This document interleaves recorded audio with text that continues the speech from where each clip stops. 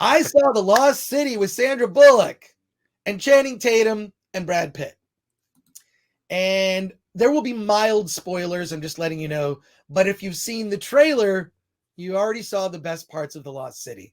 Can I just say that? So it's a cheesy romantic comedy about a woman who's an author. She writes these romantic adventure novels, and the cover model for all of her books series, Channing Tatum, is an idiot. He's basically a himbo who's a moron who, down to the fact that like his hair is fake on all the covers. It's revealed that his hair is fake. He's just a bumbling idiot. Well, this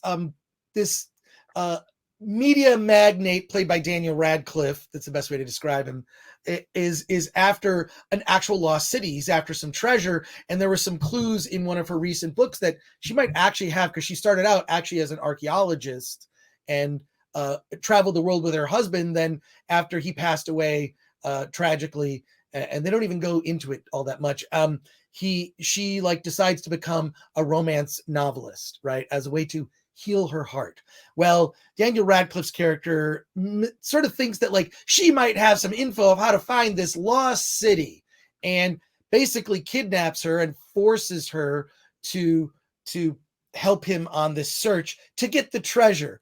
Very simple premise. Well, of course, as is revealed, I'm not telling you anything that's not in the trailers, right? But as is revealed, Channing Tatum's character goes off. They hire Brad Pitt, who's effectively like Dog the Bounty Hunter, and very skilled to go off on this adventure. Now, I've told you everything that's in the trailer. You've seen the best parts of the movie. This film did not work for me for a number of reasons. One, it just, look, I'm up for it. I'm not like this snob. I'm not a movie snob when it comes to this stuff. I like a good, dumb movie every once in a while. Look, trauma films are among my favorite types of movies. Love trauma. In fact, we're gonna have Lloyd Kaufman on the Film Threat live cast. He's gonna be coming in a couple weeks. I think early April. Lloyd is gonna be here, and you'll be able to talk to him. Lloyd Kaufman of Trauma live. That's coming up. But the movie's not that long, and it felt even long to me. It just felt so, also like it was all shot against a green screen in a studio. Yeah, I know there were some exteriors, but so much of it felt just flat. I didn't think that the action sequences were particularly clever. And the other thing is, and I'm going to say this in the most polite way, I feel really bad to even like point this out, but I saw this at the Dolby Digital Cinema, which the picture is so clear at this. If you can get to a Dolby Digital Cinema, it is, and they show it. They do this little trailer before that shows you how like how black the blacks are. It's like, it just looks, it's the best you're going to see a movie. I saw the Batman in Dolby Digital. It looks flawless. And Sandra Bullock is 57 years old.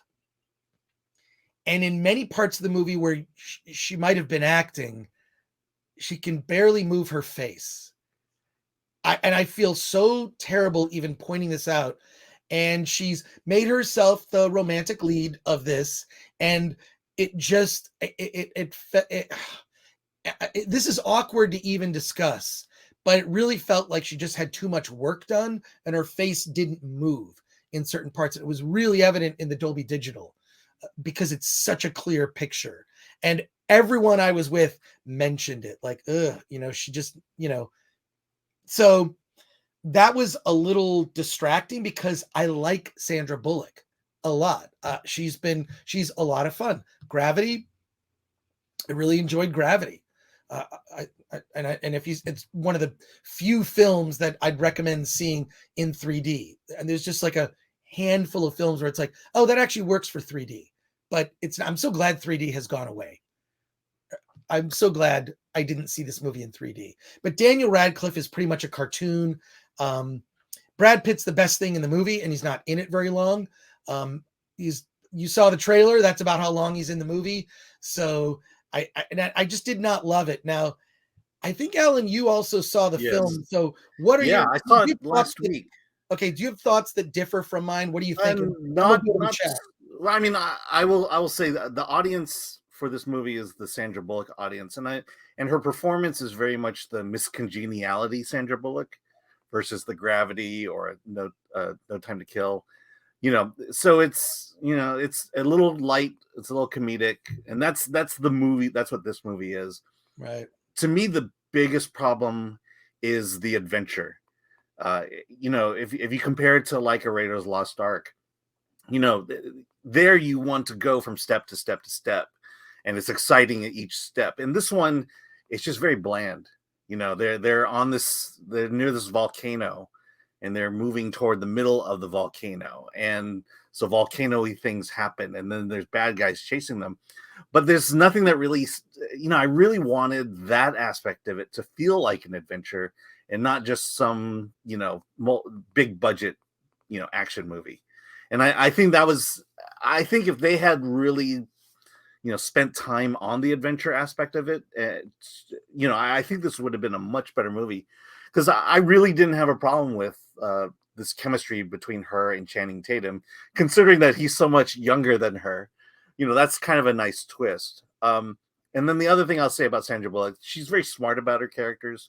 You can tell she puts a lot of effort into that character, and it shows in this one. But yeah, it's like Hope and Crosby. It's a good pairing, but do we really care about you know what the adventure they're going on, this road trip they're on? Yeah, we don't really care. The only thing that's at stake is she doesn't want to be on this adventure. Yeah. She just doesn't want to be on it, and Daniel Radcliffe is kind of forcing her to do this. Let's go. And then she does. That's Yeah, and then she does. Let's see. Let's get to the chat here. It's Alan Hollywoodland. I'm sure Alan Quartermain was better. probably. Thunderstruck 54, Avatar in 3D was great. That's one of the few movies. A lot of people, someone said earlier in the chat, I'm so sorry I'm missing these because they're going fast. Max One Up says, I don't miss paying extra for terrible 3D effects. Agreed. I don't need to see the latest Marvel movie in 3D. They're not made to be 3D movies necessarily. The 3D was always introduced as a way to charge you extra money, which I think is BS. So I there you go. And, Yeah, it's and not just enough to turn a movie 3D. There has to be a 3D aspect to the story. And Deleas Music says, I have an OLED 3D TV and I love it. Good. That's good. Wasn't there a 3D Friday the 13th? Yeah, and there were 3D DVDs. Hannibal Grimm says F3D. So there you go. Yeah. Chris, Hannibal Grimm asked, Chris, how was the sound to you when you saw it? The sound was okay. I thought that the one thing that was really pedestrian about the film, this really bothered me, the score. The score and the music for Lost City was weak. I thought it was very much like a Hallmark Channel TV thing. Not that I actually watch those, but whenever I've accidentally hit on one, nothing compelling is happening that would keep me on the channel. And I think the best comment was after we walked out of the theater seeing The Lost City, it's like, this is a movie that would be great on streaming. Right? Like it's just like if you saw this on but if you saw this as a streaming movie, you'd go, oh, Netflix, this was a fun movie, right? Like I really enjoyed this. I actually like that. Some of this, I feel like if this just hit streaming, I would have liked it better. But the fact that it was at the theater, like, and I feel like the trailer almost hurts it because the trailer makes it look like it's wall-to-wall fun. And it's not. There are parts where the movie just sort of stops. And of course, the two characters, what happens? Channing Tatum and Sandra Bullock bond. Maybe. Don't spoil it. Don't spoil it. It's weird though, but the women in my life really want to see this movie. Yeah, I find that interesting. Yeah. What can I say? The trailer makes it look like the Netflix one with The Rock in it. Oh yeah, the one with Gal Gadot and Liam in Wales. So Infinite Main says, "Are we ever going to get Channing Tatum in a solo Gambit movie?" He got my hopes up for that. Never.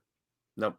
That's not going to happen. The bridge has been burned, basically. The bridge has been burned, and that's it. And who knows what's going to happen? It does sound like they'll be introducing the X-Men or a different universe version, and because we heard Patrick Stewart's voice in Doctor Strange, the Multiverse It's of Madness. confirmed. It's him.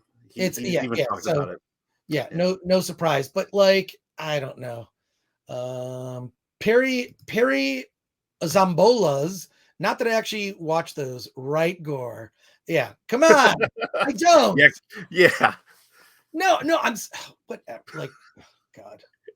Look, there's some embarrassing things that I watch that are like I don't even feel guilty of. I stumbled on one. Yeah, I did. I was on X-Ray Girl, who's the producer on Friday Night Lights. Like, X-Ray Girl and her partner for this show, her name is Tugs. They do a show called Pour Choices, Pour Choices, where they basically drink wine and talk about bad reality shows. And I watch with my girlfriend on Sunday nights. We watch 90 Day Fiance before the 90 days. Okay, it's an awful reality show, but as a documentary filmmaker and as someone who just loves documentary film, I really watch that show with like this keen eye of like, how do they do this? They're in other countries. There's other languages. They have subtitles. They're like, there's so much that would go into a production for 90 Day Fiance. So I was on an episode of Poor Choices. You can look for it. And I'm going to be on a future episode of Poor Choices talking about the 90 Day Fiance before the 90 days finale. And feel free to mock me for that. Go right ahead. Let's see, Gabriel, while going by Chris's movie preferences during the G4 era, I don't expect him to like a romantic movie. There are very few. I mean, I do like some romantic films. This is going to sound like a weird. I freaking love Logan's Run. That movie's dated.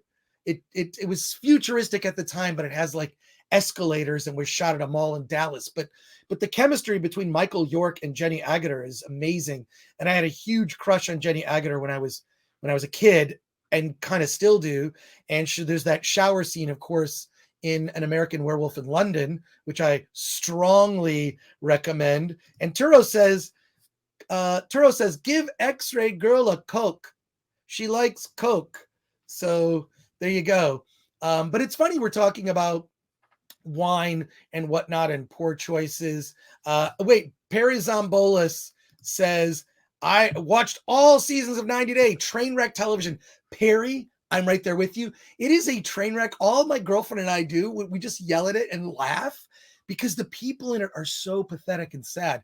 It's very, I also feel for them because they really are in search of love, right? Like they will go to another country to find a partner. That's how much they love that. So Graham Robbins says, Logan's Run, Carousel. Yes, I agree.